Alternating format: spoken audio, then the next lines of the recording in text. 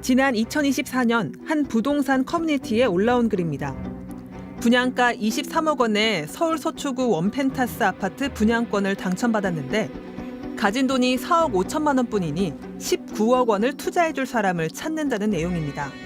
실거주 3년 조건을 채운 뒤 팔면 20억 원 가까운 차익이 가능하다면서 투자해줄 사람은 연락해달라는 내용이 적혀 있습니다.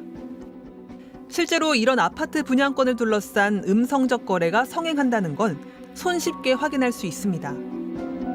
스트레이트는 서울 강남권 아파트 분양권을 사게 해주겠다는 브로커를 접촉해 만났습니다. 아파트 분양대금을 치를 돈은 있는데 당첨은 어려울 것 같다고 하자 브로커는 누군가를 소개해주겠다고 말합니다. 왜냐면 아파트 당첨될 수 있는 가격 조건인 사람들이 저희가 좀 많이 있어요. 저희한테 연락이 와요. 계약금이 없는데 어떡하냐고. 저희가 이제 강남에 시설을 연결을. 분양권을 팔고 사는 건 불법이 아니냐고 묻자 투자자와 당첨자가 직접 거래하면 불법이지만 제3자인 자신이 중간에 끼면 전매가 제한된 분양권인지 모르고 샀다고 주장할 수 있어 아무 문제 없다고 안심시킵니다. 일단은 불법은 아니잖아요. 그래서 이제 돈을 빌려줬어. 여기랑 나랑 관계지 여기랑은 상관없네요. 그러면서 요즘 유행하는 증여 방법 중 하나라고 강조했습니다. 투자자들이 저희랑 거래를 하면 평균 10억은 상이다.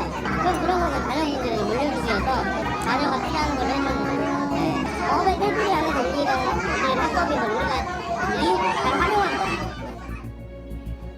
불법이 아니라고 선전하지만 적발되면 형사처벌을 받는 분명한 불법 거래입니다. 법의 취지는 당연히 실입주자 기준으로 당첨이 된 자가 이제 그 조건을 갖춘 자가 당첨이 되고 이제 살게 하기 위한 목적일 테니까 그게 뭐 마치 안표가 팔리듯이 그렇게 팔렸다는 얘기인 건데 당연히 불법으로 봐야 되겠죠. 스트레이트는 최근 5년 동안 서울 강남 3구에서 적발된 아파트 부정청약 자료를 입수했습니다. 부정청약 행위 적발 건수는 모두 174건. 이 가운데 70건은 강남 3구에 거주하던 주민들이 벌인 일이었습니다. 강남 3구뿐 아니라 전국 적발 현황도 살펴봤습니다.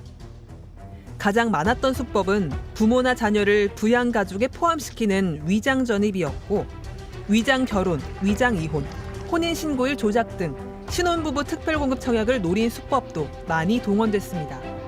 이런 수법들 모두 당국이 적발하기 쉽지 않기 때문에 실제 적발되지 않은 불법은 훨씬 더 많을 것으로 추정됩니다. 그 사람이 실제 거기서 살았는지를 서류상으로 알 방법이 없어요. 네. 솔직히 말해서 지금 다시 한다고 해도 우리가 알 수 있는 방법은 없어요. 적발된다 해도 처벌 수위는 터무니없이 낮습니다. 스트레이트는 최근 3년간 선고된 주택법 위반 판례 220건을 입수해 전수 분석했습니다. 먼저 브로커를 통해 분양권을 몰래 팔아넘긴 당첨자들. 지난 2019년 투기 과열지구 아파트 분양권을 브로커를 통해 팔아넘긴 당첨자에게 벌금 500만 원이 선고되는 등 대부분 벌금 수백만 원에 그쳤습니다.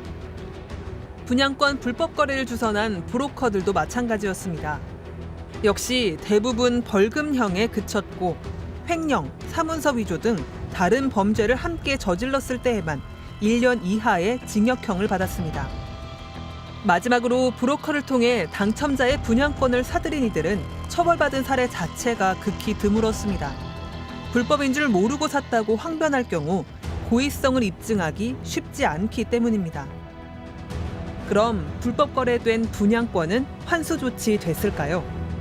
국토부 자료를 통해 분석한 결과 분양권 불법 전매와 위장 전입 등을 통한 불법 당첨 등 각종 불법 행위가 적발됐음에도 분양권을 환수 조치하지 못한 경우는 40%나 됐습니다. 분양권 몰수나 추징에 대한 명확한 규정이 없기 때문입니다. 범죄 수익에 대해서 몰수나 추징한다라는 규정이 되어 있지 않아서 좀 입법적인 개선도 필요하지 않을까 생각합니다.